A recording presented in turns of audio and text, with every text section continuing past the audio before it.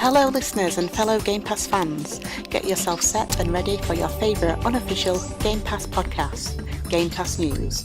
So I'll hand you over to Nick and Sean and get the show started.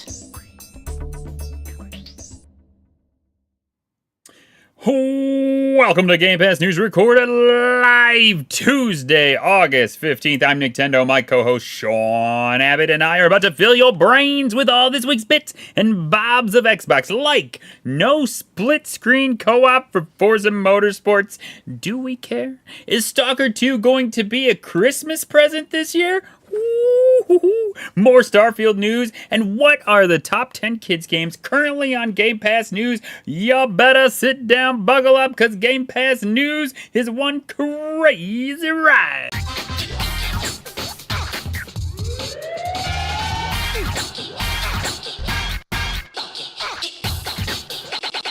Let's look at the funk.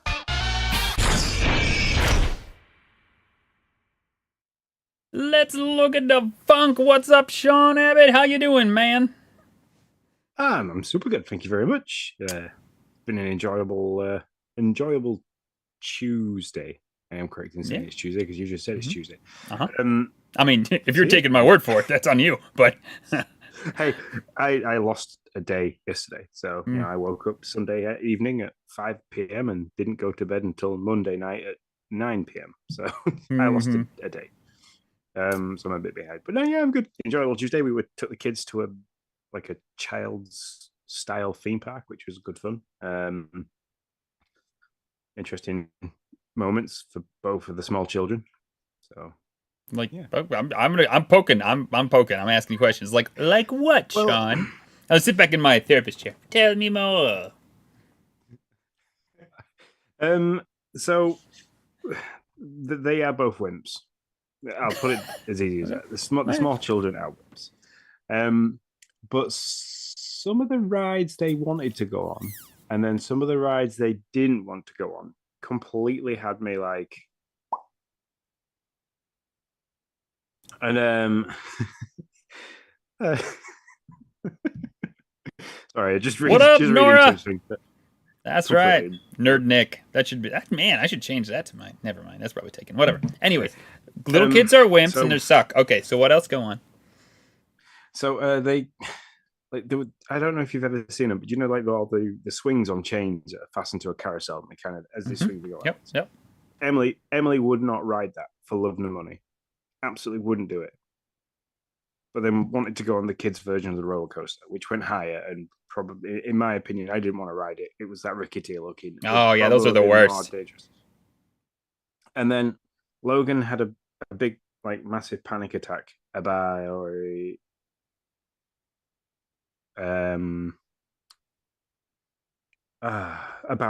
same roller coaster, but moments before then had chosen to there was a set of 3 slides that you set in a river dinghy, with water that took them down, and one of them was a sheer drop. The other one was like a little drop, pause, little drop again. Then one was a spiral, which I said to Logan, "Come on, we'll go on the spiral one. It won't go too fast." As we're walking up to the thing, I was like, "Yeah." The queue then split into 3, and the spiral run was really, really busy.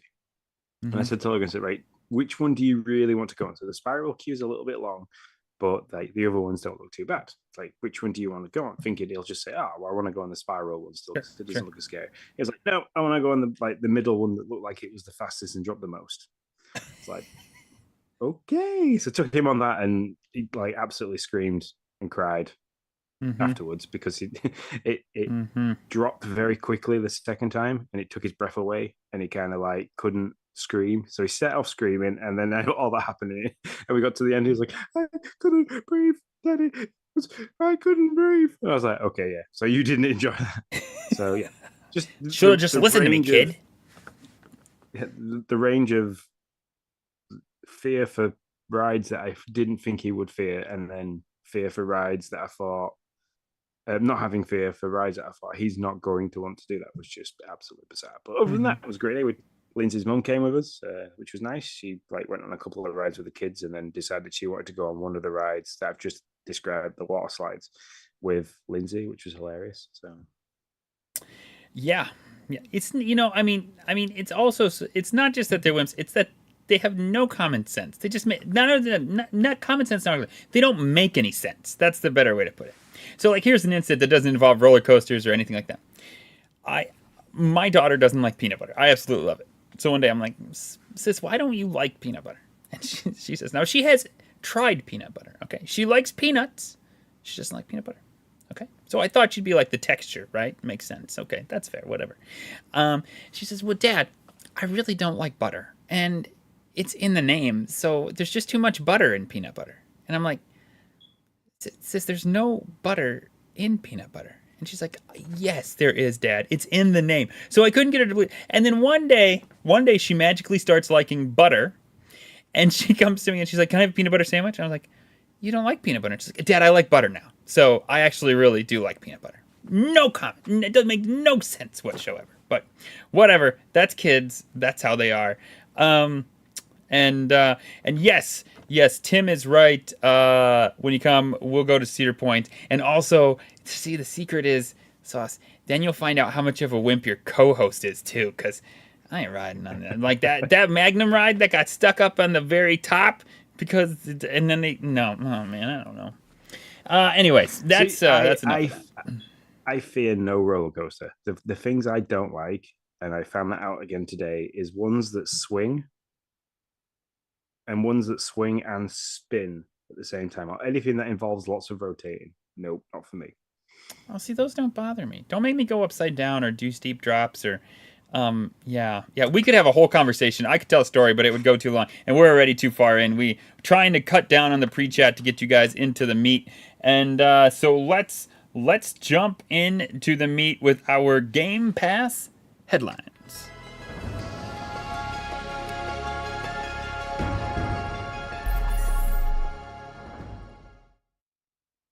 The chat is lively today. Mo Spankin is here for Mo Spankin. Well, there you go. I just gotta say it as many times as possible. All right, so Game Pass headlines. Out since the last episode. Everspace 2. That's the only thing that's been out since last Thursday. A lot of stuff coming up, but that's the only one. I wanted to try it, but my day was a little nuts, so I didn't get to it. Sean's got it downloaded, so we'll get to it. It's there. It's literally just said ready to start. Yeah. So if anybody wants, I'll just sit and play that while Nick does the podcast, and I can tell you what it's like at the end. No. So, yeah, it's the space adventure that we all wanted until September 6th, and then it's the space adventure that nobody cares about. Where that's pretty much how that goes. That's pretty much how that rolls. It's like that scene from Toy Story where Andy's got like, oh no, it's broken. Yeah. Starfield's it. Yeah. I'm not gonna lie. It looks you're flying around a lot. You're moving from different planets. I don't know that I haven't played it, so I don't know that you go to a different planet or you go into the planet. I think everything's in space, but it looks a lot like there's Starfield, but the Star Fox like game that came out on Switch that had the little toy play things you could. Starlink. Yeah, Starlink Battle for Atlas. Yeah, it looks a lot like that game when I look at it. So I really wanted to try it to see if it had any similarity other than just its look. But that is out as of today, so go play it. Sean, what comes out next? Well, actually, I say next week, but it's Friday, right? It comes out Friday. What comes out Friday? Friday is Texas Chainsaw Massacre. So yeah, I'm looking forward to that. I officially told Jay it was out Monday evening as I was taking it back from work. And I said, do you realize that the Texas Chainsaw Massacre game that's coming out is literally out this Friday and you get it for free? And she was like, what? No way. She was so excited. So yeah, she's got that pre-downloaded, as have I, and so has her friend. So yeah, she's super excited for that. So that comes out the 18th. Yeah. So Sean, how do you play that? Like, are you gonna play it like in the dark? Like, do you try to spook it out as much as possible? Is that? Yeah, I'll play it. Like, we have two. So basically, we have a tree in one corner, which is like it's a family thing that we all have the same tree. It was to do with Lindsay's grandma, I believe. So we have that acts as a lamp, and then there's the lamp over in this corner over here. And that's basically all the lights we usually have on in the living room. It's usually quite dark. If you were to take away this thing that's in front of me, this is how dark the living room usually is. Gotcha. I have a ring light on the camera, which kind of just highlights my face for everybody. It makes my head look really shiny. It does. Looks beautiful. I love it. It's a bit red. Too much sun. I forgot to take my hat today. It was literally the last thing I was supposed to do as I walked out the door, and I didn't do it. So yeah, this is how I'd play it. I'd probably drag the beanbag out so I could sit closer to the TV. I'd use the Astro A50s that I've got. Obviously, because you want the best sound possible when you're going to be scared out your pants. Sure. And that's how I'd do it. I wouldn't darken the lights completely because you're not supposed to play video games in a dark room. Even I can remember the things it used to tell you at the beginning, epilepsy warning and play in a well-lit room and take regular breaks and stuff. I actually did not know that. I've learned, you taught me something. I did not know that there was a thing about dark rooms and video games and epilepsy. Huh, yeah, it literally used to be, when I had the PlayStation 1, when I played that, it used to be like a warning at the start of every single time you put disc in. But yeah, so yeah. Plus, if I play in a really dark room, it tends to give me a headache. So. Gotcha. Also coming out, I kind of jumped ahead because why don't you take what's coming out the day before that? Since you've played it, you kind of know about it. So this was a new game that was been announced. It literally dropped today. While I was out with the fam, Nick was like, "I've made a doc," and he said, like, literally, unless Xbox drops something in the last inning before we record tonight, then it's pretty much filled with everything we need to know. And then within, I'd say, less than half an hour of that message, he was like, "Hey, look at this! I predicted it." So Firewatch is making a return, which was a fun little game to play. I think it took me about 4.5, maybe 5 hours to play it. It's a bit of a walking simulator in terms of how the game plays. You play a firewatcher in a big woodland natural like state park sort of thing. And there's a couple of weird things going on, like your wife has been poorly prior to you moving out here to start this game, and she passed away. And you start a relationship with, well, not a relationship, but a rapport with one of the other firewatchers on the radio. And then the game just like kind of rolls into itself, that you start finding things that suggest that there's somebody in the park that's up to no good, kind of littering and loitering and setting fires where there shouldn't be. And then, lo and behold, a fire breaks out. So, yeah, it's a good game. Nice. Well worth the play. And then August 29th, a game that a lot of people are very excited about, Sea of Stars, available day one on Game Pass. Big get for Game Pass. It's a turn-based RPG inspired by the classics. It tells the story of two children of the solstice who combine the powers of sun and moon to perform eclipse magic, the only force capable of fending off monstrous creations. So there you go. That's out there.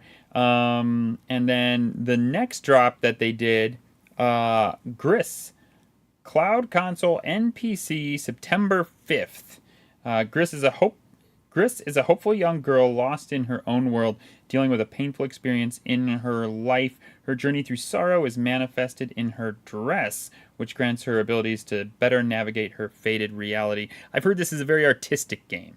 From what I've been told, what I've heard other podcasters say. It's been out for a while, but it had a lot of acclaim when it first came out, for sure. So yeah, that is. Yeah, it looks very watercolor based, which looks quite nice. Yeah, would make for some very pretty backgrounds if you ever capture in-game footage. Yeah, Tim says his daughter highly recommends Gris. Am I saying that right? For some reason, I wasn't sure if it was like gray, like grit or Gris. So if I'm slaughtering, no. Tim says, nah, not at all. So. Okay, I thought. Grit? I thought that was correct. Whenever I get stuck with a word, I ask Siri to say it. So. I have no idea. Well, I'm sorry for all you fans. Gray in French. Gris. There you go. Which you said it was that as well. You weren't sure. So. Yeah, I wasn't, but then I was like, nah, that sounds dumb. So then I went the other way. But there you go. So Gree is how you should be saying that. Those are the games that have are coming out in this coming week. Sean, what's leaving? We got new leaving games. Yeah, we have got new leaving games, and I think there's only 2 of them that I'm quite sad to see. So we got Black Desert, Cloud and Console, Commandos 3 HD Remaster, Immortality, Nuclear Throne, and then Surgeon Simulator, which is a hilarious game to play, by the way. Just for the errors and the mistakes you can do. Mm-hmm. And then Tinykin, which absolutely baffles me when there's a brand new Pikmin game out on the market from Nintendo, that they're then going to let Tinykin disappear off their service. So, especially the fact that I've pointed people in the direction of Tinykin literally in the last week and a half, saying if you don't want to buy Pikmin 4 because you don't know how it plays, play Tinykin and see how you feel with that, and then play the harder version. That's accurate. Yeah, I'm pretty. What is the second one? So I mean, I'm sad about Tinykin 2. What's the other one that you're sad about? Surgeon Simulator 2, just because it was funny to play. Really? Yeah, we played that. Yeah, that was. Yeah, that one's the only one I'm really sad to see.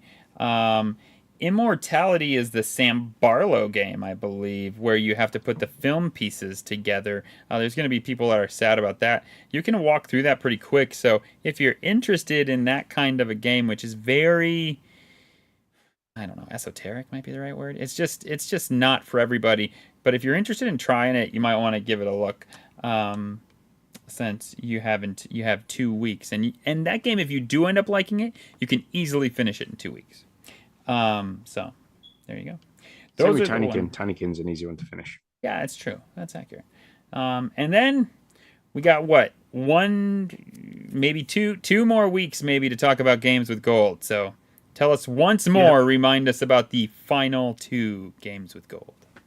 Blue Fire and Inertial Drift, which I said I was going to get that Inertial Drift and figure out how that worked. So, and I didn't. And now I have the new dashboard with Xbox. I haven't a freaking clue how to get to the games with gold section anymore. We rate the new dashboard as meh. That's pretty much how we rate it. That's how I rate it, at least. Meh. Okay. It changed. It literally, like, I turned the Xbox on, and this is this evening. I turned the Xbox on 2 hours ago, if that, and the dashboard hadn't changed. And then I went to go and try and find the Game Pass app in the Xbox, and it wasn't where it usually was on my dashboard. So I was like, okay. And it was telling me I could customize the dashboard. So I went to try and customize the dashboard. And it was telling me that my list was full and it wouldn't let me add the Game Pass thing. So I was like, what the hell's going on here? So then I restarted the console and I got the new dashboard, which I will say is very pretty.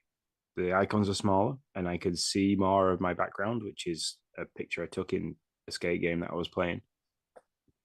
Yeah, I mean, I just took me a while to figure out where I could get to my Game Pass stuff. Which when you thought, Game Pass being the flagship of Xbox, they'd kind of want that more accessible than it is. You would think. Also, I just get this is a squirrel moment, but I just get the feeling like if it's this update that you're really talking about, and it's like, well, your icons are smaller and you can see your background now. I just feel like, well, I don't know.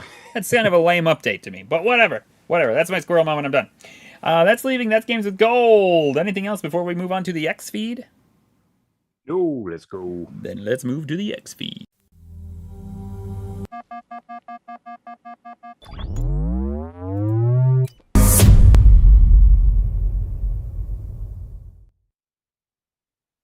In the X feed, our top stories: split screen is gone. Not going to be at Forza. Not going to be at launch for Forza Motorsport. Sean, do you care?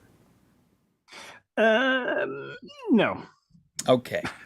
Great. I can see people caring, but for me personally, no, I don't. I don't tend to play racing games multiplayer, mainly because people are dicks in racing games and multiplayer. Sure. Unless you get into a private party where stuff like that. But they usually just end up ramming into you and being dicks. So no, I haven't got anybody around that I would play split screen with, but I can imagine that there's people out there that would. Yeah, I would agree that some people are probably going to be really bummed about this. I did appreciate that Turn 10 was kind of like, hey, listen, we're trying to make this game all shiny and pretty, and when you have to render 2 cars in 2 different locations on a track at the same time, it's just not there. And he didn't say it would never be there. He just said right now it's just not possible. So I don't know. Maybe they'll look at it. We'll see. And I can't see split screen being a thing for racing sim. Maybe for like a Forza Horizon. Mm-hmm. Yes. Yeah, I could get that. It coming out straight. But for a motorsport simulator, people aren't going to be doing the split screen arcade style racing straight away. People are going into this knowing that it's a racing sim. So. Yeah, so that's kind of what I was thinking too. I didn't think it would hold it back. I haven't seen a lot of like, oh my gosh, I'm not going to download or buy Forza Motorsports because of this. So I don't think it'll be that big of a splash. But we wanted to let you know that it's there. S.T.A.L.K.E.R 2 has a December 1st date, maybe? It's been seen in a couple places. If you look on Twitter, you can see it's been seen in a couple places for December 1st. You might say, Nick, that's obviously a placeholder date. Well, there are placeholder dates on the document that they showed, and those placeholder dates were December 31st. So, yeah. So maybe, just maybe, this is a rumor. This is not an official date from Xbox at the moment. So, I told you it's a rumor. So don't freak out. I'm happy that it's just got a date. I'm happy that the developers might finally been able to work on the game and deliver something, because we were talking about this 2 years ago. Yeah. And then obviously with the situation that was happening in that part of the world anyway, has hindered that massively. So just the fact that they've been safe enough to carry on working and provide something, it hasn't just got lost in all the craziness that was happening, that they'd lost people to it. Basically, at least we know that the developers and the team that work with it are safe and happy. And don't forget, Xbox said it's going to be at Gamescom. So if maybe these two things go together, possibly Gamescom will give us a date. And maybe it'll be December 1st. Be pretty cool. I'd be super excited. I have gone on record, not saying you should do this, but I've gone on record to say this might be an Xbox game that I buy purely to support the developer. Not telling you to do that. I'm just saying that's a way that I feel. So yeah, I am excited to see what they bring to Gamescom about this, and I am very hopeful that this is in fact an actual date. But it is not at this moment an actual date. It is just a rumor. Let me repeat, it's just a rumor at this point. So, next on our top stories, looking ahead, dang, September looks good. This is probably one of the best months of Game Pass, of like Xbox, since I've come back. And then it rolls into October, where we have October 10th for Forza Motorsport. Yeah, that's true. You got Starfield September 6th, unless you're like me and you get it August 31st. I found out this week I get it August 31st. We'll talk about that in a little bit. Lies of P, September 19th. That demo looks good. Demo looks real good. Party Animals, excited to play this with my kids. I'm all down for that. Payday 3, less excited. Like, whatever. And then Cocoon, I think the artistic mind behind Limbo and Inside, if I remember correctly. So man, I mean, just like that is all September, folks. I'm super excited for a lot of these games. Am I going to play a lot of them? Hopefully not, because hopefully Starfield's so amazing I can't peel myself away from it. That is literally my hope. But man, it's a stacked month. Yeah, very quickly going to the coming soon section as well. Starfield is there, the standard edition available to pre-download. So is Lies of P. So is Payday 3. And so is Forza Motorsport. I know that's not in our list for games coming in September, but a lot of these are there, and ready to go. So, we forgot as well, the Lamplighters League. That's 3rd of October. So we're going to go from this banger of a month of September into a really good month in October. No, keep it going, keep rolling, Phil. You're doing a dang good job. Just keep it rolling. That is awesome. S.T.A.L.K.E.R, it is a rough thing to say, but I am with you. I am more excited for Starfield than actually, I don't know if I'm more excited for Starfield than I was Zelda, but when I got into Zelda, I didn't find my groove with it, I don't think. I'm not real sure what happened. I'll come back to it. I've said it on this podcast before. I'll finish it. But yes, I am with you. I'm all there on Starfield. There's going to be listeners. Probably somebody named John is going to be like, you said that about Zelda too. And then look what happened. It's going to happen. I know. But right now, it's just this new, never been in this environment thing. Really excited to see what it looks like. Just can't wait. I just can't wait. So, but I will wait 16 more days. 16 more days. No, less than 2 weeks. Super excited. No, it's great. Sorry, just more than 2 weeks. I was gonna say, I was gonna be like, well, we'll roll with that. It's a roundup, or down, or something. All right. So, Sean, you're gonna have to take this one because you threw this one in, and I have not read the article yet. So, what's up with this? What's Xbox doing now?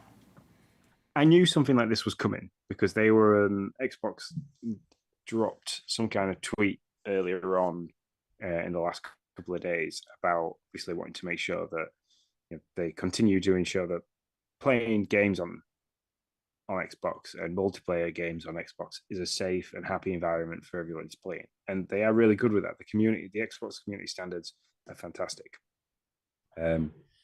It's dead easy to report players. You're not having to fumble through loads and loads of different menus. There's lots of different reasons as to why you can report them. It's a really good and open system to use.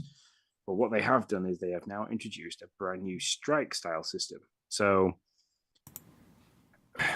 it's kind of Thank you, S.T.A.L.K.E.R. Just subscribe. Thank you for the support so very, very much. Appreciate you, buddy. Sorry, I just like the noise. Cool. So they've introduced a new strike style system. So rather than players having to receive so many different complaints before something happens, this is kind of like almost instantaneous, where if you receive a strike, you can receive a suspension for up to 1 day. So basically, don't be a dick online and you won't be suspended, kind of thing. You can appeal this straight away, and for whatever reason your appeal is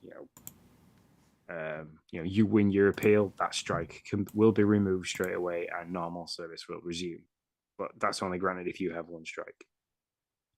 You get 2 strikes, you lose. It's still only a day. They're kind of quite lenient with that. But then it starts from there. It ramps up. If you have 3 strikes, 3 days, 4 strikes, 7 days, 5 strikes, 14 days, 6 is 21 days, 7, 60 days, all the way to 8 strikes. If you get 8 strikes, it's a 365-day suspension. This doesn't mean that you can't then go and play your games. They are saying that even though you have 8 strikes, you will still retain access to all the single-player experiences that you can get for all the purchase content on the account that is suspended. So, they're not turning around and saying, well, you're banned for a year, you can't play anything. But what they do want to reiterate to people is that if you are a dick of massive proportions, so if you are a full-blown, if you're like a full-blown Jim Ryan here, okay? If you're like 100%, I wasn't going to say it. If you want to go, and be a full-blown Jim Ryan, you can have all stuff permanently suspended. So it's permanent suspension of all functionality of the account. So any games that you've purchased under that account, you lose. You lose everything. So and while we're entering this digital era, and people are playing games on Series S's and digitally downloading games on the Series X and stuff like that. And if you're like me and have been in the Xbox ecosystem for that long that like I've got over 120 games digitally owned, either being that I've claimed on games with gold or I've bought in sales and stuff like that. That's a lot of games to lose. It's a lot of money to lose. So and you can look at this as well. So like you can look at your strike history, you can look when strikes are going to be removed because they do age out eventually, which means they can drop down. So say you get a strike for they list it so profanity, swearing online gets you 1 strike, cheating gets you 1 strike, harassment and bullying and being sexually inappropriate can get you 2 strikes. Hate speech, they're pretty heavy on this one. That can an instant 3 strikes. So that's an instant 3-day suspension. So like if you rack these up, so if you constantly keep getting suspended for like swearing and stuff like that, and they start to rack up, they do eventually age out. So Can you appeal these things? yes, Okay. yeah, you can appeal it. You can like as soon as you receive it, you can appeal. And if Xbox deem that your appeal is good enough for you to have the strike removed, they will remove it. Yeah, I didn't want the dick to be on the other side. He's just like reporting you, and you're just like, well, I just got banned and I didn't even do anything. Not that anybody would ever do that. No, and this is the thing I don't understand when playing online. Like, I haven't run into some pretty toxic people. Obviously, playing Call of Duty, you'd kind of end up in that reign of playing with some really toxic, not very nice people to listen to. But I don't understand why people do it. Who knows? The only time you'll ever catch me swearing on Call of Duty is when I've been like shot from somewhere I didn't know I was getting shot from. Yeah, people can be dumb, but we love you all anyways. Yes. So that's good. I'm glad. It seems like we're talking about this a lot, to be honest. Like a lot, we are talking about. Xbox is really trying to make it a safe place to play games as much as they possibly can. Like they're never gonna get it all out of there, because like we said, it just is what it is. But it seems like they're trying to do everything they can. Being dads with kids that are gaming, yeah, this to me is great because then it takes away some of that worry and pressure that are they playing in servers on Minecraft where there's like other kids that are complete assholes, or like Jay is playing Call of Duty. She's been playing Call of Duty this evening online with her friends. Like, is she into somewhere where she's quite vulnerable and can be listening to stuff that you didn't really want to listen to and stuff like that? Right. So. Yeah, Tyler makes a great point. Like, how do we get this to be universal? Like, how do we get? I know we just made fun of Jim, but whatever. How do we get Jim and Phil to work together and be like, hey, let's if we can link accounts somehow. Like, you make a benefit, right? Like, hey, if you link your account so that we know that what your PlayStation and what your Xbox account is, you get, I don't know, free skins, free whatever, which makes people want to link accounts. And then from there, you'll be able to move the ban over to both platforms. And that's like pie in the sky working together for these two right now. But if you could get to that point, I think that would be awesome. Awesome. If it's a free-to-play style game like Call of Duty, you've got to have an Activision account. So that's true. If you really are that bothered, you can go and report the Activision account, and that kind of leaves it in their hands. Which Activision is soon going to be in the Xbox umbrella, so they'll probably have to adhere to their own community standards as well. That's true. So. Yep. More than likely. Well, all right. Those are our top stories. Moving on to our news bulletins. It's a Starfield News Bulletins podcast here. Just two though. You can catch the story before Starfield on their homepage right now. 300 years of history. I'm not gonna tell you that's a lot of history. But it sounds worse than it is. The timeline is not that long. And I did read some of it. I'm interested, I was kind of interested to know, if I don't read this timeline, am I not going to get the story in the game itself? Or is this just like giving it to me before I play? I'm hoping it's just giving it to me before I play, because I would really like for that story to flesh out while I'm in this world. That's how I would rather consume this timeline. I have a feeling this is just an added carriage to the hype train as we're nearing the caboose of the train passing, right, ready for the game being there. I also just wanted to say the word caboose. I like it. I'm all down for it. I agree, and I hope that's true because I don't want to have to go to their website to read the timeline to find out how to find it out. Next or final, we got the early access release dates for Starfield. So if you got Game Pass, you're paying I think $30. I don't know. I think that's what it is. If you're paying the $30, you get early access. If you're Pacific time, you get 5 p.m. If you're Eastern like me, 5 p.m. August 31st, mind you.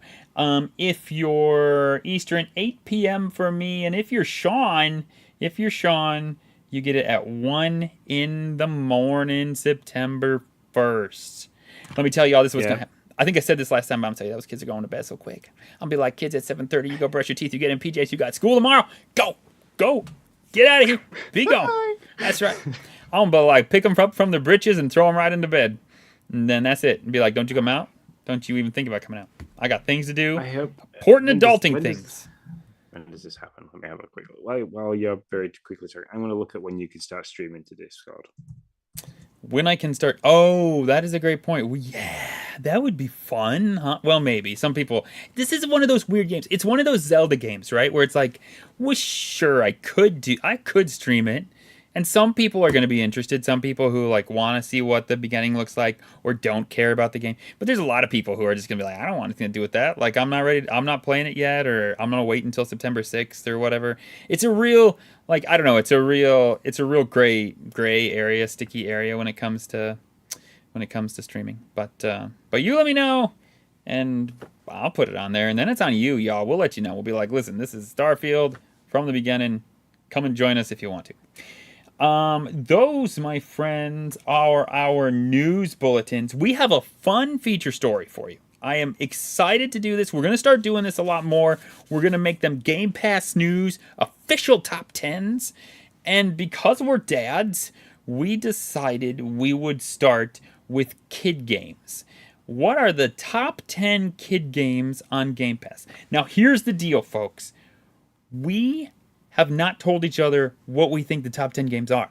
So we're going to go down the list starting at 10, going up to number 1 being what we think is the best.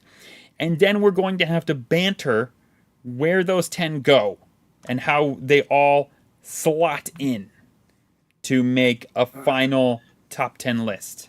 So let's not belabor the point any longer. If I was smarter, I would have made this I would have shared my screen, and then the folks could see the shared screen.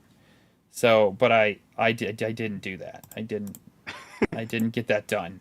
I'm sorry. Let me see. Hold on, folks. Let me see if I can do this so you don't have to look at our faces, but instead you'll see the actual list as I type it out. Yeah, so this is really interesting because you didn't tell me in which order we were doing this. So I have just written 10 out. So I'm now going to have to very quickly figure out the order in which I want these 10. You got this. Okay, can you see my screen? I can also see your list. Oh, crap. Don't look at my list. Sean, look away. Oh, everybody else is like, I don't see the screen. They're just frozen. This is what you get when you do stuff on the fly that you probably shouldn't do. Okay, that's voice meter. We're getting there, folks. I'm sorry. I'm doing this on the fly. Okay. There we go. We got there. Tell you what everybody can see. Yes. Now everybody can see it. We're about as good as we're going to get. What is that? I don't know what that is. Go away. Just made that go away. That's about as unprofessional as it gets. I don't know what just happened there. Go away. Okay, here we go. Sean, what's your 10? Give it to me. I'm going to write it in as we speak. So, what, you want just my 10 straight out? No, I want your number 10 one. What is your number 10 one? Oh, number 10. I'm going to go with Rush, a Disney Pixar adventure. Rush? Yes. I've never played this game before. Is it like a 2D-er? No, it's not 2D. It's a 3D kind of game. You start off in a bit of a central area, and I think there's Cars, Finding Nemo.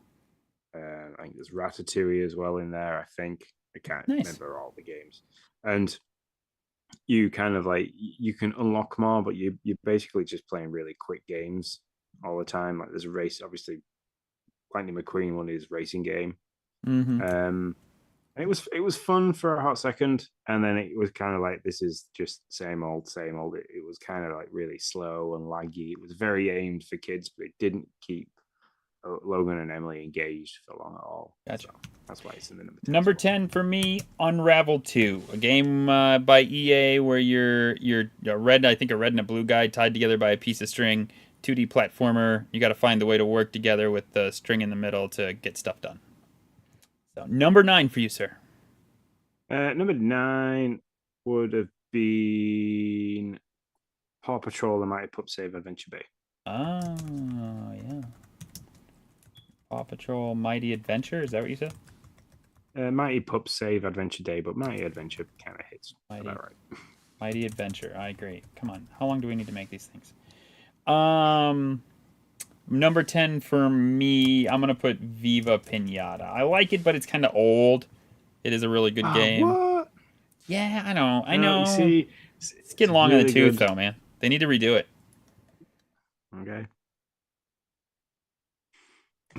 Number 8, then for me, would be. I haven't got these written in order, so I'm going to say Minecraft in at number 8 for me. Just the plain old normal Minecraft. Plain old normal Minecraft. I like it. For me, and my reasons. No, go ahead. My reasonings for it being that low is, the control system is really difficult for a 5-year-old to grasp quite fast, and quite frankly, I haven't played it in that long that I couldn't remember how it worked, and then learned that there was more to it now than there used to be. So yeah. I got kind of like, I don't know what I'm doing. Mm-hmm. I get you. For me, number 8 is going to be Tinykin, which can barely make this list, quite frankly. It's going to be there for another 15 days, folks. Going by the skin of its teeth. Yeah, exactly. Okay, so what numbers do you want from me now? I'm having to look. I need number 7. Peggle. I don't know if you ever played that with the kids. I not with the kids, but I have played it. Yeah. Yep. So Peggle. All right, number 7 for me is going to be Ben 10 Power Trip. This is a game I reviewed for the Nintendo Dads, and it is a go-to for my kids. They get to be all these different characters. To be honest, we were never a big Ben 10 fan, but they're all like superheroes from the game, and they absolutely have a blast with it. Still play it. Fair enough. Number 6 is Costume Quest. Ooh, I kicked that one out. I have it as what I would consider an honorable mention. Played this game. Loved this game. So yeah, I enjoyed it, and I think it's a great game you can play that's got the like Halloween horror aspect, but it isn't too much for kids. For sure. And it was a really good like action RPG style game with some turn-based kind of element to it, which was good to kind of gauge if they liked the turn-based RPG side as well. Yeah. Number 5 for me is going to be Forza Horizon. This is a game I think 5, to be honest. This is a game I think you can play with kids pretty easy. You just give them the controller, you let them drive around, they can go wherever they want, crash cars, have fun. So, yeah. And have you Celeste's Costume Quest 2 on Game Pass? And I'm not sure it is. It hasn't made it there yet. No, yeah, it's not. Number 4. What have I mentioned? No. It's Chicory, A Colorful Tale. You're at number 5. Am I? Unless I missed one. Number 5. Maybe I said number 5. Okay, so you need my number 5. Yeah. Yeah, be a Chicory then. Okay. Chicory. That is a good game. Playing it with my daughter right now. For sure. You know what? That would be my number 5 too. Oh. Yep. I didn't know if I was gonna make it 4 or 5, but I'm good with 5. All right, number 4. Number 4, a short hike. A short hike. I like it. Yep, I Good sat. game. I had Logan next to me while I was playing it. He was really engaged in like the abilities that you get in terms of having to collect golden feathers to be able to climb. He was asking what was being said in the pop-ups in the speech bubbles, which was really nice. That's awesome. He kind of got the grasp of the story that the person you were playing, Claire, was a little bit blue, hence like why she was blue. Explained that she was feeling sad and she wanted to go make a phone call and stuff like that. And then as we got to the end of the game and he was still sat with me, we kind of explained why Claire was feeling the way she was feeling. And he said it was really nice. And he said that the picture at the end, which I think I shared on Twitter, or X as it's now known, he said it was really pretty and it made him feel happy. So, Oh, that's really cool. That's awesome. Number 4 for me is going to be New Super Lucky Tail. This is interesting platformer. Yeah, this is a 3D platformer. I'm gonna say this. I think this is true for me. It's about as close to a Mario game as you're gonna get on Xbox. And it's fairly easy until you get to the last boss, which is ridiculously hard. It really bumps up, but in the beginning, it's fairly easy to get through, and it's a good way to start learning 3D platforming and that whole jazz. The next one for me is Human Fall Flat. It was a really good couch co-op game to play. The younger ones found it harder because of the puzzle aspect and the kind of to control your hands separately. But Emily thought it was hilarious, and Logan was laughing at us playing it. It's Human Fall Flat. Let's see if I can make this bigger for you guys. There you go. See if that helps you out. I am going to say Slime Rancher is number 3 for me. The first one. I'm going to go with the first one. So, I mean, I know... Actually, I don't know that I can go with the first one. I don't know if the first one's on there. I'm sorry, I'm not looking. I can't see. That was Bruce. Thank you very much, Bruce, for subscribing with your Prime. That's 3 months. So awesome. Thank you so much, pal. So yeah, I am gonna go with the. Oh yeah, that's right. So I don't know if I can go with the first Slime Rancher. I don't know if it's still on. I think actually it got kicked off for the second, so I'm gonna have to go with Slime Rancher 2.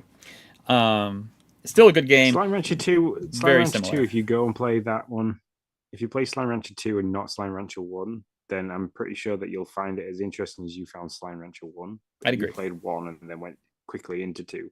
Mm-hmm. So. Yep, I would totally agree. All right, number 2 for you, sure. For sure. Oh, sure. Overcooked 2. Ooh. Another great couch co-op style game. One this time that Logan's age can get interested in quite easily. Because there are easier levels and there isn't as many controls. He loves the Overcooked style mini game in Mario Party, so playing Overcooked 2 was quite an interesting transition for him. That's awesome. Have you guys ever tried Far Out Spaceship Lines or something like Far Out Space? No, I know that one's very similar to Overcooked. Yeah, it's kind of like Overcooked and the old Diner Dash mixed together, to be honest. So it's got those two things together. Number 2 for me is going to be Dreamlight Valley. My kids. I thought that would have made number 1. No, we're gonna have a real conversation about number 1, I think. So, what is your number 1? I'm really excited. I want to know. My number 1 is Viva Pinata. Oh, yeah, we are. Which is why I was really sad that yours was so low down, because Viva Pinata for me is a really good introduction into management simulation. That's true. In terms of like how you manage the character's home, how you do all the Terraria style, like redesigning and things like that, and having to meet the needs of separate animals and understanding how you have to adapt your area to those needs. So for me, the game might be really old, but it does a lot of different things which can kind of be carried into newer games. So Sure. that's why it's at number one for me. Gotcha. Number one for me, which is almost at the same level as Viva Pinata for you, is Minecraft. I think that is a fantastic game with the fact that my daughter loves it for the creative, crafty, pacifist mode. I love it for the let's not get hit by zombies and try to explore and survive. And Noah loves both of those modes. And so for me, Minecraft takes number one. So now, Sean, now comes the hard part. The Nick's like riot because Banjo and Kazooie didn't make the list. Banjo and Kazooie for me gets an honorable mention, but it wasn't a really good part in terms of how it played. The graphically and the camera angles when you're trying to play on the Xbox is shocking. It's okay on the Switch, but yeah, that's fair. I do have. Oh no, that's a listener mention. Yeah, Banjo Kazooie, Banjo Tooie. Banjo Tooie was a listener mention, I believe, from S.T.A.L.K.E.R. I believe. Yep, and Lego Star Wars was a mention from Tim as well. Mm-hmm. So. Yep. We'll put Lego Star Wars down here. Well, what have I done? I've broken the whole system. I don't know. Now I got to find the right gray. It'll bug me, guys. It's got to happen. I'm sorry. You just got to wait for it. Okay, there we go. Star Wars Lego. Okay. So now I'm not saying we can't. If we think we were wrong, we can't move one of theirs up to the official list. These are the lists that we created. If we want to move one of those three up, then that's fine with me. I need Mo Spankins to tell me what a Jambroni is. Or a Jabroni. What's a Jabroni? I don't really know, to be honest. I mean, I have no idea. I've heard it before, but I don't really know what it means. Like, I couldn't tell you. Break it down for us, Mo Spankins. All right, number 10. Number 10, I have Unravel 2. You have Rush, a Disney Pixar adventure. I'd say either of those two. I'm happy that I'd happily put Unravel 2 there. I have never played Rush, a Disney Pixar adventure, to be honest. So it could be better than Unravel 2. I've never played it. Also, I'd like to say I made a couple here. Rainbow Billy, The Curse of the Leviathan, and Stacking are games that I saw on the family side that I've never played. So if either one of those deserve to be on here, I'm sorry. It's because I haven't played them. And they are games that I would like to get to, possibly. So I have you ever played Unravel 2? I haven't, but I looked at it and thought it would be too difficult for kids to play. So there is a possibility that. Okay, all right, you got me on that. I do think that maybe it would be, yeah, that it might be. All right, so we'll go Rush. Viva Pinata obviously goes here, so we'll be just fine with that. Number 9. No, we can move Viva Pinata up. I'm okay with that. I'm not against that. So we have Paw Patrol Mighty Adventure. I mean that game is good if you have kids that aren't used to the flowiness of like Mario style games that they can play. Paw Patrol is really slow. Yeah, that's true. So this is the first time we've ever done this, so maybe we need to think about, there's 20 games here. Some of them are gonna have to go. So like Rush goes, that's out now. We're gonna make that a darker black. I'm just being anal. Oh no, it didn't go. I'm sorry. Unravel 2 went. My bad. Unravel 2 went, not this. So Viva Pinata, Paw Patrol, Mighty Adventure. And also Jabroni, as Tim has pointed out, is what's the definition of it?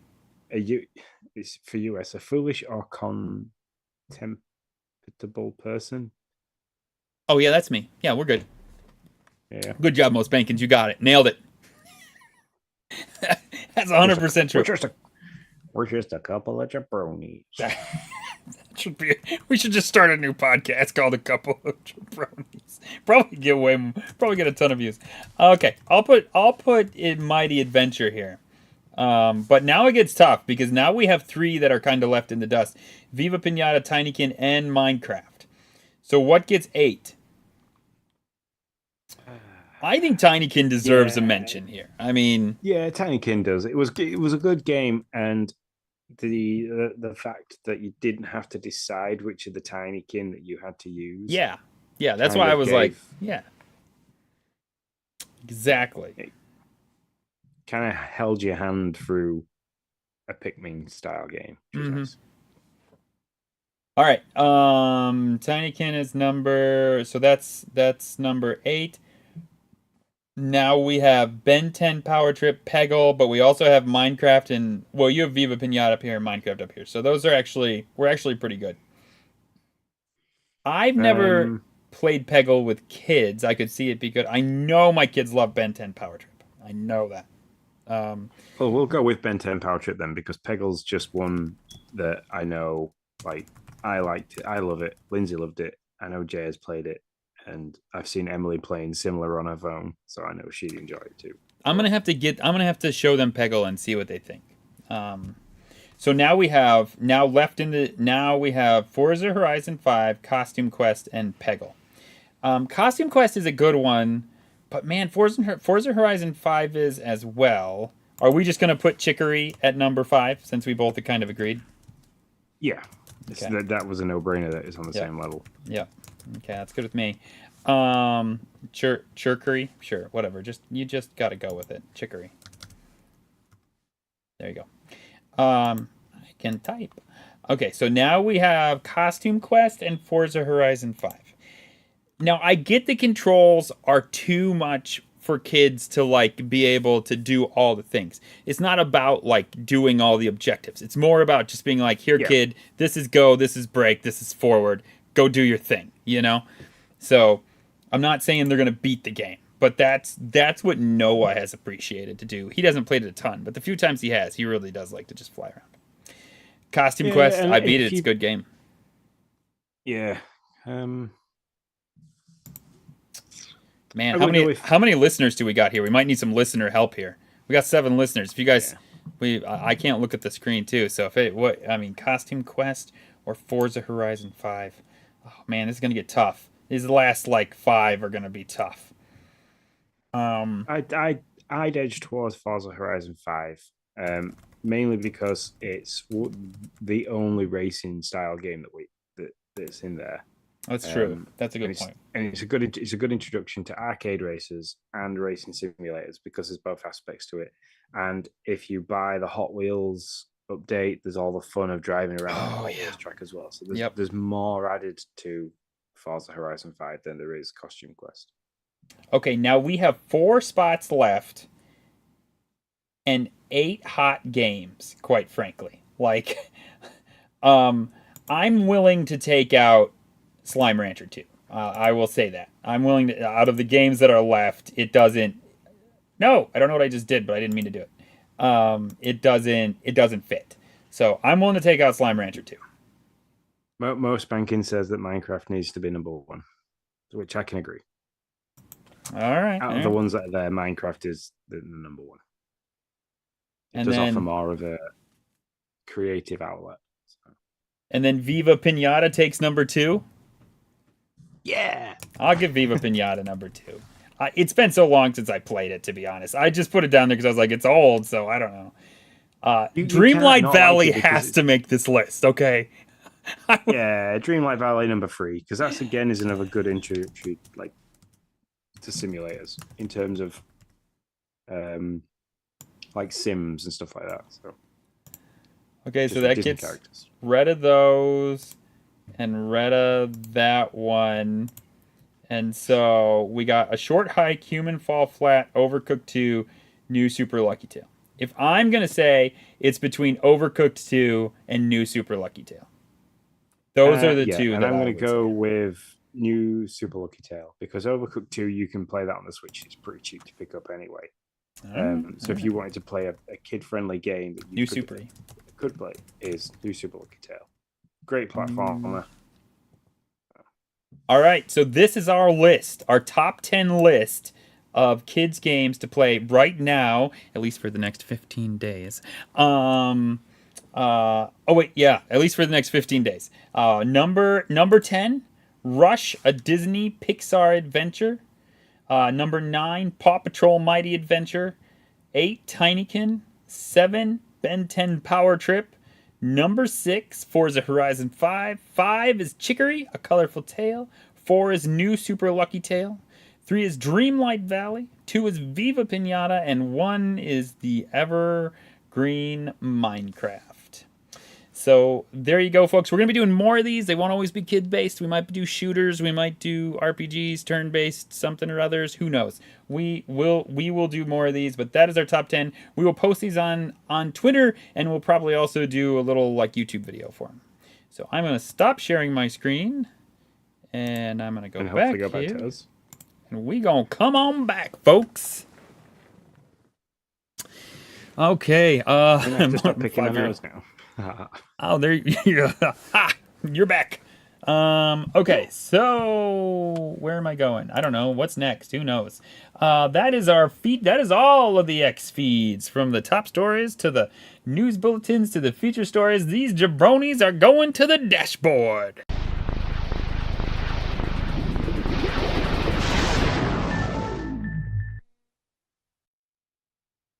All right. We're gonna be playing on that jabroni comment for a while. Yeah, probably, yeah. I'd say so. It'll probably be a title. Who knows what it's gonna be?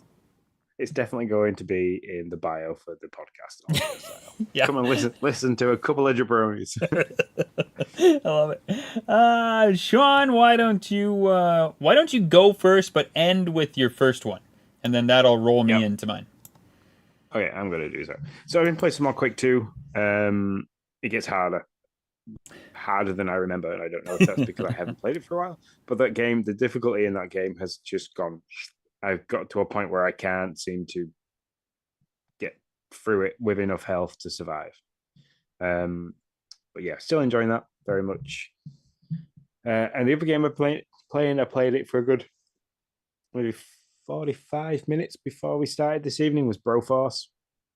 That game's hilarious. I will give it hilarious. It is very much run and gun, 2D side-scrolling action style game, very pixelated. But the characters' names are hilarious. So like there's Rambro, as a turn for Rambo. There's RoboCop in terms of RoboCop. It's just if you could imagine an action hero style name, they have then turned it into bro, and each of these different bros have different abilities or different weapons that just marry up with what they say. So like the Rambo based one, when you're playing as him, is you see his face in the corner with the bandana out, like the bandana timed around his head, and he's got a huge machine gun, and he just fires a massive machine gun all the time and throws grenades. And Bro Guyver, he has loads of dynamite and just blowing stuff up. BA Bro Brackus, which is like BA Baracus. He has a huge flamethrower. So they just all have different weapons, and you kind of you pick an area that you're going to play in. You kind of forced to pick the first one, and then after that it opens up. There's a couple of extras that you can kind of do, and you've got to go through it. Try not get shot. There's dogs. There's big brutes with other machine guns. There's guys with TNT strapped to the chest that chase after you. You've got to rescue other bros in the level and like work your way through. The enemies get harder as you get to the end boss, and then you clear it. And as you're being airlifted away, the whole level just explodes underneath you. So it's just absolute nuts. That's crazy. Start to finish. Okay, I do have to say, I don't remember entirely what this commercial was for. I want to say Doritos, and I want to say it was a Super Bowl commercial. So anybody who's listening, if you remember this commercial, chime in. But there's like this little wimpy guy, and he's like lifting weights, and he keeps like giving names. He's like Theodore Roosevelt and Brosephine, and oh man, there's like 5 or 6 of them, and some I don't even remember all of it, but like every time he like lifts and he says a name, he gets stronger and stronger. For some reason, I think it's a Doritos commercial, but I really feel like they're 2 guys were watching that commercial and decided to come up with this game. That's what I think happened. So I don't know if anybody remembers that commercial, but I'm gonna look it up, and if I can find it, I'm going to post it out on X. That's funny though. And then the last game I've been playing, which is the game that just seems to keep going. When like I keep thinking, oh, I'm getting to the end of the game, something else starts, and I'm like, for fuck's sake, I just wanted to get this game finished so I could be like, I'm done. I could pass it on to one of the kids and be like, here you go, play this game. It's really fun. I'm gonna go start playing something else. Pikmin 4. I rolled credits because I rescued Olimar, and then something else happened, and I had to go back and do loads of exploring for other things. And then that finished, and something else started, so I then had to go and do all that, and then something else happened, and I'm like, Jesus Christ! I thought I got to the end of this game 4 times. What the freaking hell is going on? So yeah, I'm at least 50 hours in, and I'm hoping I'm into the last play section. And it's all the Dandori battle, like Dandori stuff, which I'm not a huge fan of. So it's taking some getting through. Yeah, so we've been playing. Hold on, I gotta. I don't know why I'm typing it because I'm talking now. It's like they can't hear me. So most Spankins, I've done a staring contest with that Donkey Kong many times, and I never win. So he stares right into your soul. It's very true. Is that an homage to Dan? Yeah, that's right. Yeah. We love you, Dan. So I've been playing with my son, and at first, I know last week I had a lot of like, this is not the best. It doesn't have co-op. We found our way with it. Noah, I will say the Pebble Pitcher does more damage than a lot of Nintendo's versions of these co-ops, like the Starbits thing in is that Odyssey? No, Galaxy. Yeah, Galaxy. And then you could Galaxy 2, you pitch the Starbits, and in one of them you could just hold stuff too. I can't remember. Anyways, so it does more damage. So like I really a lot of times don't even get the Pikmin involved. like Noah's like, I got this, and he's just like shooting stuff, and it's really like a first person shooter for Noah. It's really good. I guess it's a third person shooter, I guess is what it would be. And so yeah, he's shooting away at stuff, and I don't know, sometimes I'm just like, you got this. We've lost one Pikmin, and that's because as I was waiting for him to kill somebody, a little guy walked up beside me and like just and ate one of my Pikmin. I was like, gosh darn you, I didn't even see you. I will say I did rewind time though once because I meant to press the Y button in this one cave, and I pressed the X button, and I just ran a scat ton of reds right off the edge. And it's really nice. It's like, it says something like, we think this is going to be really difficult now that those are all gone. Would you like to rewind time? And I'm like, yeah, probably. I have lost 80 Pikmin in one go to that exact same thing. So don't worry. I had a full 100 of the red ones, and 20 of them were off collecting stuff for me. And I was like, get this bad guy. And I just like sent 80 of them all going at once, and they all just like lemmings. Like, you just heard the really like unsatisfying but also satisfying. It's like, yeah. Yeah, so that was fun. We're enjoying it. Chicory is still playing that with Ariel. We are still loving that game. It's becoming much more puzzly, and Ariel's doing a great job with the brush, making sure all the stuff's taken care of. And then finally, I did try Airborne Kingdom, but not long enough to really know how good this game is. This game suffers from I want to play it in my living room, And my screen's not huge in my living room. Like, it's probably, I think it's like 48 inches or something like that. And I want to sit. Sean, I'm an old man. I can barely read the user interface. So Wandering Village had this amazing thing where I went in because I had the same problem. I was like, it's pretty small. Like I could read it better than I can read Airborne Kingdom, but it was still pretty small. So I went in, I was able to increase the user interface by 200%. It does not get in the way of the game at all, but it makes everything much more readable from a distance on a smaller size TV. So Airborne Kingdom does not have that. So I don't know how the game is. Really, it's only me talking about that would be a great accessibility to add to the game because it really just made me stop right there. I just stopped and went back to Wandering Village. So that's about all I can say for that. And those are the 3 games that I have played this week so far. Hopefully today I will play Everspace 2. I will be playing it for a good half an hour after we finish because I tend to play something for a little bit after, otherwise I won't sleep. Fair enough. So that is that. We do have some party chat stuff, so let's jump on into the party chat. It's party time! Woohoo! Oh, yeah! All right, Sean, why don't you take it over? I haven't been paying great attention to the questions popping up. We got a couple in chat, I know, so you tell me what they are or what's going on. So, and I apologize to Skinny Matt for this. I only noticed it today.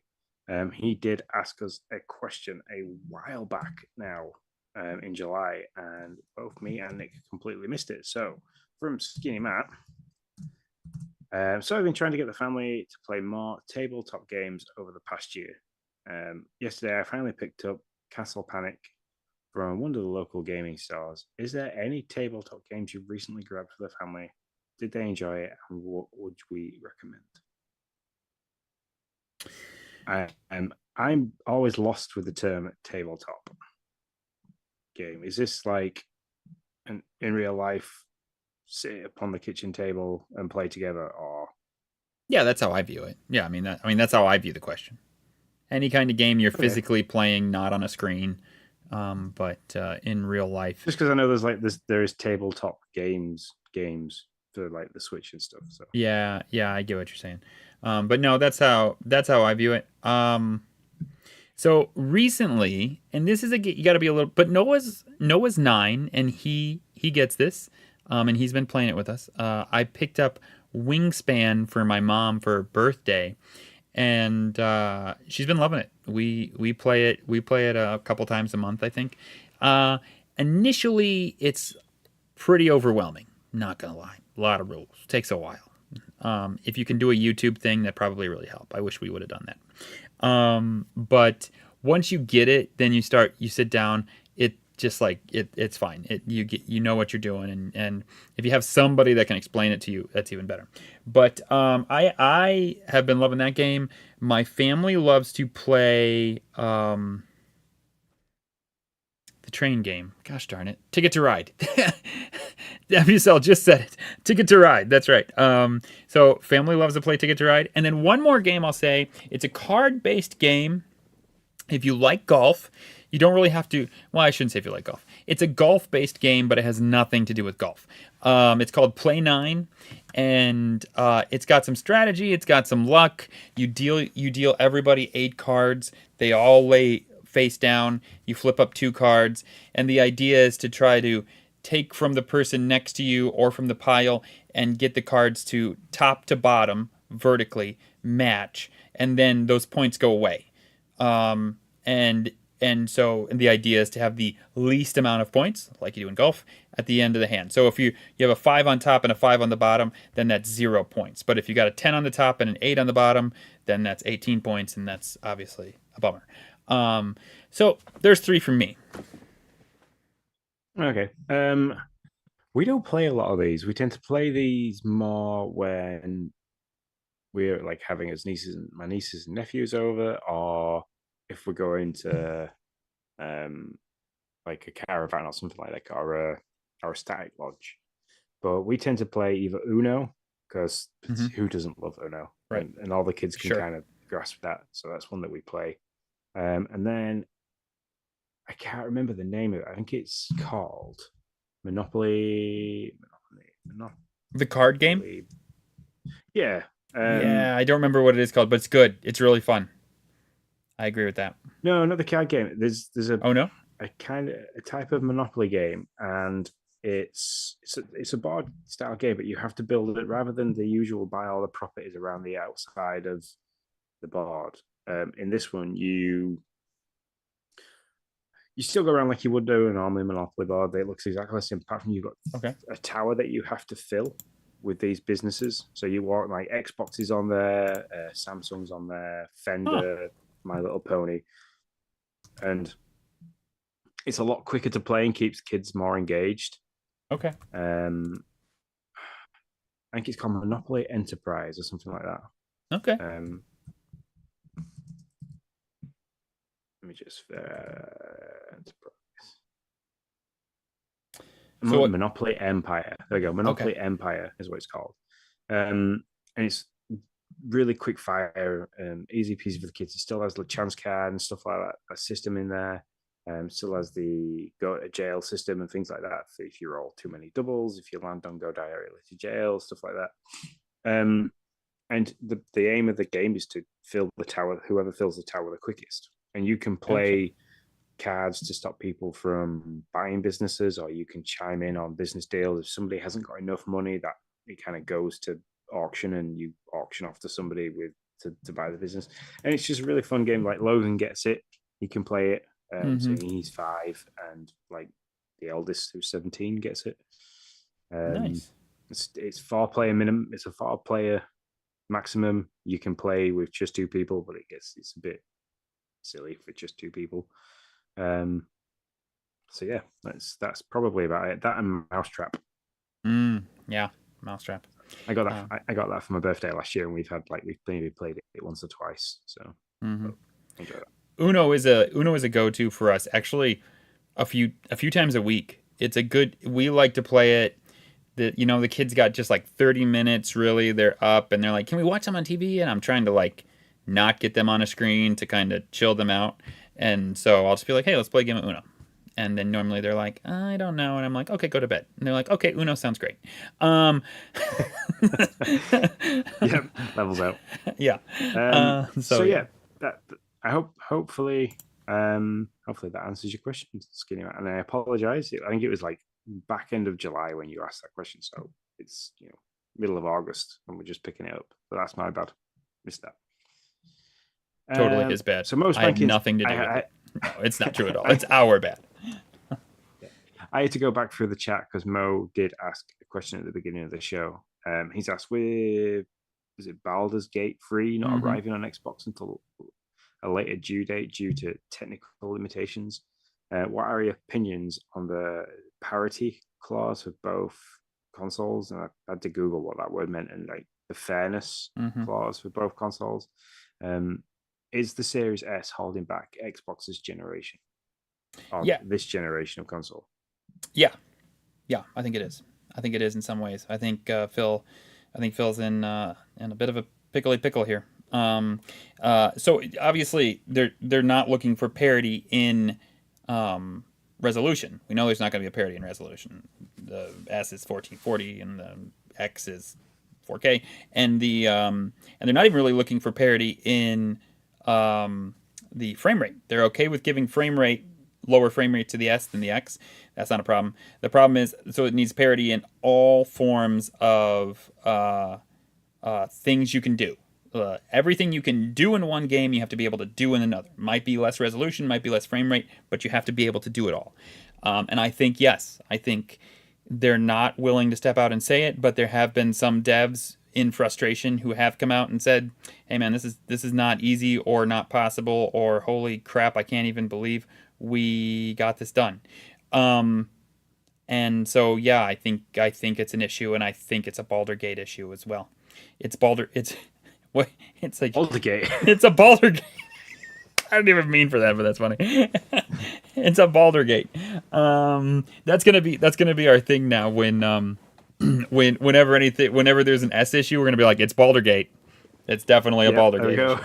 Just completely. I'm gonna have to write these terms down: Jabronies and Baldergate. But yeah, you've answered the question. I kind of understand where it's coming from. Yeah, I completely agree. And no offense to anybody that owns a Series S out there, but you are holding the Series X back in its capabilities. So That's right. but I there's am nothing you can do holding it about it. back. It's only fair. It is only fair um for Microsoft and Xbox to do this to give everybody their fair chance. I would be pretty upset if a game came out just for my console and it was great and you couldn't try it because you don't have the X. I think that's a pretty ludicrous thing to do, and I can see them going forward only making the one console, which I think is why we're getting the rumor of the Series X without a disk drive, because I think that's going to be the next step for them.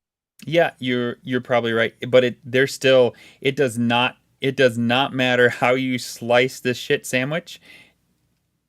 Phil and Xbox are going to have to eat it at some point. They said when it came out that there was never going to be a game, right? That was going to these two consoles could move forward together simultaneously. No matter how you do it, unless you're going to give money back, no matter how you do it, at some point they got to come out and say, yeah, from now on, that's not true anymore. So it's gonna suck. Like, and I think Phil's just trying to be like, when do we rip that Band-Aid off, or how do we handle that? Because yeah, I mean, the community gets it. There's enough rumors from devs that there's enough smoke there that there's got to be some fire, and it's just when does it happen? And I have an S. Baby, I went all in on that. Baby, I love it. I love my ass. But yeah, it is probably going to be an issue. I legit have thought now's the time to sell it. Like when Phil comes out and says, "Hey, the S is no longer going to play current games," that's going to plummet its value. So I've literally thought I should probably buy an X and sell it soon, so that when the time comes, I've gotten the most value I could out of it. You could buy a secondhand X for 300 and sell your S for 150. So that's true. Move yeah. on that. Yeah, I probably should. As they say on C Shift at work, add top right, add the basket. Yeah. Yep. And then the last question came from Tim. I have answered this in the Discord, but I'm going to answer it on here as well, because not everybody that listens to our podcast has access to our Discord, which you should, but you don't. Tim has asked, do you know if there are any wheels and pedal combinations that work with both the PlayStation and the Xbox? I went off when I saw this question. I think I laid on the kitchen floor while the kids were eating the tea. And did some Googling and some research. I tend to do that a lot. The kitchen floor is cool and hard, and I'm getting on and my back hurts. So it's nice to lay on a hard, flat surface sometimes. And I came to the point of there probably isn't a decent steering wheel pedal collection out there that will work on both systems. There is one out there. I think it's like Tim sent me a link. It's like $95. It's not a brand that I know of, so I don't know how well it would work. But when you start looking at like ones that are of a decent caliber, so if your Thrustmasters, Fantech, the brands have just got out of my head. But yeah, when you start looking at those kind of things where you're spending $250 to $300, or in my dad's case with the Fantech system that he bought for his PC, up to £900. You kind of have to pick and choose your system. An Xbox One, you can buy an Xbox One that will work with the Series S, the Series X, an Xbox One, and a PC. And you can buy one that works with a PlayStation 4, a PlayStation 5, and a PC. But you can't buy one that will work and be of fantastic quality and give you all the force feedback and all the rumblings that you need that can work with both systems. So if you're going to go down the line of wanting to set up a pretty sweet racing sim where you've got like a frame and everything, I would pick and choose your systems. And the answer I gave to Tim in the Discord was buy one that's specific to PlayStation 5. And I only say this because Gran Turismo is a fantastic racing simulator, and it's aimed at being a true to like cost a true to as good as you can get for a driving simulator. They bring one out with every generation of PlayStation, where Forza kind of sometimes misses and skips because they bring Forza Horizons out and things like that. But Gran Turismo is a fantastic driving simulator. They've done some great work on that. It is the only reason why I would have a PlayStation 5 is for Gran Turismo 7 at the moment. So buy one. Go ahead. Sorry, finish, and then I'll. So buy one that works for the PlayStation 5 and then works for the PC. And if you want to play Forza with your pedal and steering wheel system, you will be able to play with PC Game Pass on your PC, and that steering wheel should work. You might have to do some modification to the inputs in terms of telling your steering wheel that the X button is the A button and the circle button is the B button, but you might not have to. That might just pick that up automatically. Okay, so I'm gonna send you something here. So most Spankins, has this Brook adapter. I've been looking it up while you've been talking. It will take a Logitech racing. It'll take a Logitech G29 and make it compatible to the other systems. I'll send it in our Discord so that you can see without having to search it like I did. So it says Brook Raz Evolution of Racing Wheel Converter, compatible with the G29 Driving Force GT and Pro Racing Wheel for Xbox, XS, PS3, PS4. Oh, but it doesn't say. Is this just old? Because sometimes they don't have all the things. Is it also compatible with PS5 or just PS4? If it's compatible with the G29s, the G29 is compatible with the PS5 and the Xbox Series X. It is just the G293, I believe that isn't, and that's just like 923. Not there you go. So yeah, no. So I got the numbers right the wrong way around. So but yeah, I mean, hell, if you're gonna buy a decent steering wheel system, if you're gonna spend $200 on a steering wheel system and you want it to work for both things, then yeah, this would be a great adaptation thing to have as well. It's not cheap, listeners, by the way. It's $80. So I mean, you spend $200 on a wheel, you're spending $80 on a converter piece. So it's not like it's just like a $10 adapter. It's got some price behind it. But but if you're gonna do that, you can have it on all three of your systems. Well, you could have it on all five of your systems. You could go ahead and play Mario Kart with this because it works with the Switch, I believe, as well. Yep, it does say that. Yeah. So $80, and you can then play it PlayStation, Xbox, PC, Switch. You can play it in 4 different places. So yeah, that's awesome. But yeah, I wasn't aware of that adapter, so thank you very much, Most Spankins, for pointing that out. And I bet Tim's now super excited and frantic. Yeah, Tim has already bought something. We're making Tim spend money. Like we didn't mention it because I'm not sure if it still exists or if it's still out there. But we had the 2 years of Game Pass for $155, US only. So if you're interested, if you're listening to this and you're like, wait, why didn't you tell me about that?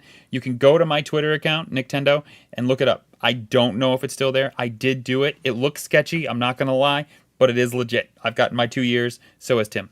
So I legit don't need to pay for Xbox until 9/8 of 25. But yeah. So but I don't know if the code still works. They said it was kind of a limited time thing, and that was 3 days ago. Now, so by the time you listen to this, it'll be like 5 or 6 days ago. It let me look at it in the UK and change it all to UK prices, but then the restriction in the bottom of it said that it was for US only regions. So I was like, I can really nicely buy somebody in America one.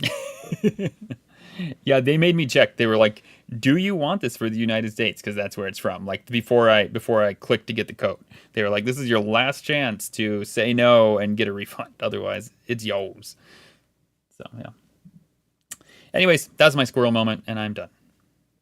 Yeah, and that brings us to an end of an episode. So, yeah, a huge thank you for everyone listening this week. If you want to get in touch with us on any of our social accounts, you can do. That's Facebook, X, Twitch, and YouTube. Everything is at Game Pass News. You can squirt us an email and tell us that we're wrong about racing simulators or even our top 10 list. That's gamepassnewscast@gmail.com. Again, that's gamepassnewscast@gmail.com. If you're listening to us via your podcasting app, please leave a review, give some stars. It helps everything out. If you want to get access into that Discord, like I just told you about, where you could see my answer to Tim, subscribe to the Twitch channel and we will chat with you about access to that. You can buy any of our sweet merchandise over at redouble.com. All you have to do is find out find our shop on there. Thank you, everybody, for jumping into the chat this evening. That's Neo Prime, which is Tim, Ebiusel, Bruce, who has redeemed his 10,000 channel points to come back on the show. So we will reach out to you soon, Bruce, and figure out how we are going to do that and when we are going to do that. Most bankings for the return and some great points and some awesome stuff pointed out for Tim. Thank you very much, everyone. The chat has been legitimately fantastic this evening, and we will see you later. See you later, guys.